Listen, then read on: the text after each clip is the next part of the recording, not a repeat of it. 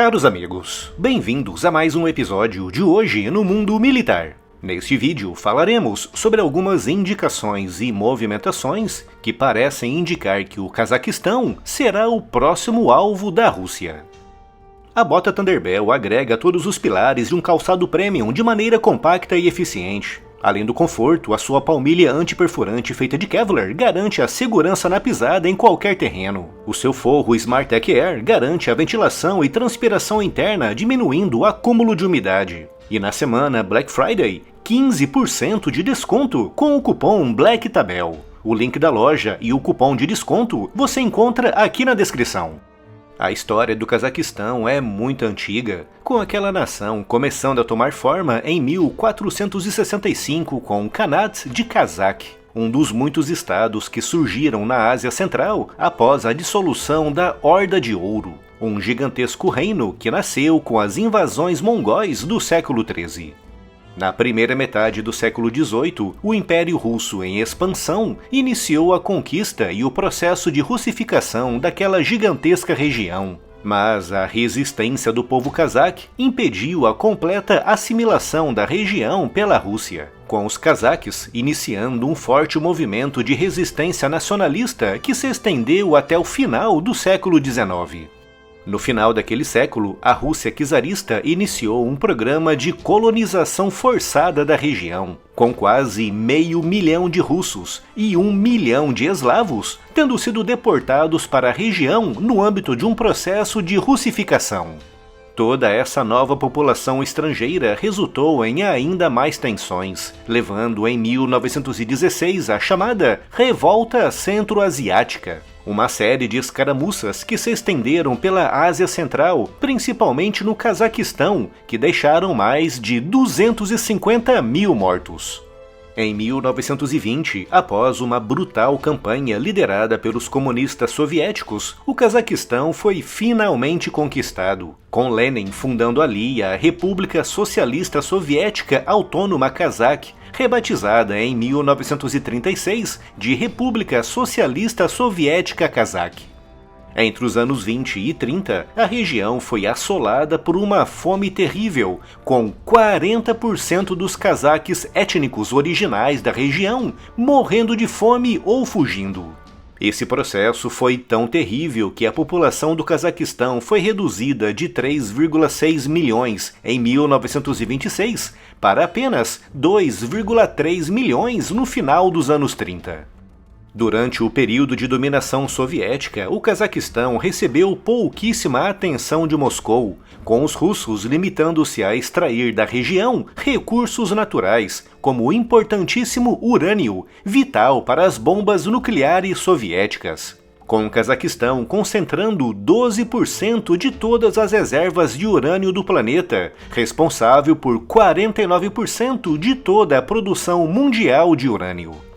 Em 10 de dezembro de 1991, com a União Soviética colapsando, o Cazaquistão declarou a sua independência, convertendo-se na última república socialista a abandonar o moribundo Império Soviético, nascendo naquele dia a República do Cazaquistão, uma nação pobre, endividada e com uma economia destruída. O ambiente perfeito para o nascimento de ditaduras, como a iniciada por Nursultan Nazarbayev, que assumiu a presidência do país em dezembro de 1991, abandonando esse posto apenas 28 anos depois, em 2019, entregando o cargo a Kassym-Jomart Tokayev, um político criado por Nazarbayev. Durante a sua ditadura, o Cazaquistão se aproximou da Rússia em todos os sentidos, principalmente no extrativista, com relação ao urânio, mas também na exploração espacial, com a Rússia renovando o aluguel do cosmódromo de Baikonur, uma gigantesca área em uma posição geográfica privilegiada, de onde a Rússia lança a maior parte dos seus foguetes.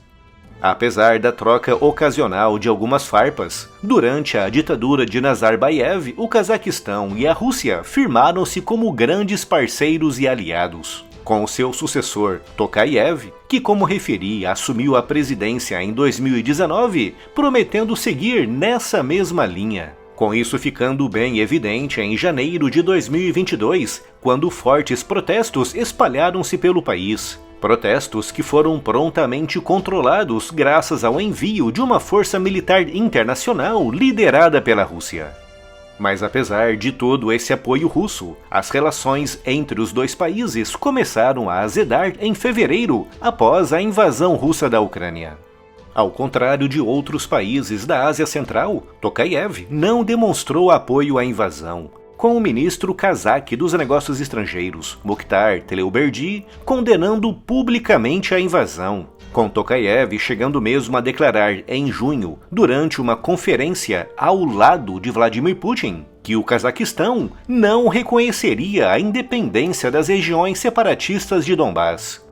Poucas semanas depois, Tokayev disse que enviaria gás para a Ucrânia e outros países europeus afetados pelos cortes de fornecimento impostos pela Rússia. E em julho anunciou o envio de ajuda humanitária para a Ucrânia, enfurecendo altas figuras do Kremlin.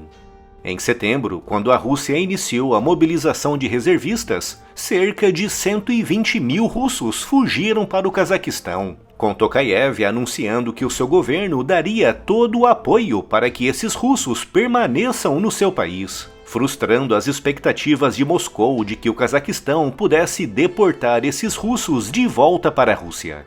Tudo isso fez reaparecer algumas rachaduras na relação entre os dois países, como quando Putin disse em 2013 que o Cazaquistão não era uma nação de verdade. Uma conversa bem semelhante ao que o Putin disse sobre a Ucrânia. Declarações que foram repetidas por membros de topo do governo de Putin em 2020 e que voltaram novamente à tona agora em 2022. Com muitos políticos e propagandistas russos repetindo nas últimas semanas que o Cazaquistão não tem o direito de existir como nação.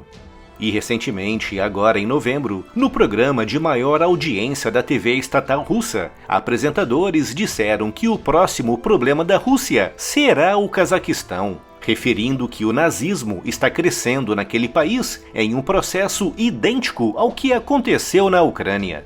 É importante lembrar que esse argumento do nazismo foi um dos principais para justificar a invasão russa da Ucrânia. Naquele programa também disseram que há muitos russos no país e que Moscou teme que esses russos possam ser perseguidos pelo governo cazaque. E novamente é importante lembrar que esse foi outro grande argumento usado por Putin para justificar a sua invasão da Ucrânia. Todas essas declarações de propagandistas e de altas figuras de topo do governo russo parecem indicar que a Rússia está olhando para o Cazaquistão da mesma forma que começou a olhar para a Ucrânia em 2014, levantando o grave alerta de que o Cazaquistão possa vir a se converter em futuro alvo das ambições expansionistas de Vladimir Putin. Não param de chegar novidades à loja do canal. Se você procura aquele presente bem legal com o tema do militarismo, a loja do canal é o lugar certo para você. O link da loja está aqui na descrição.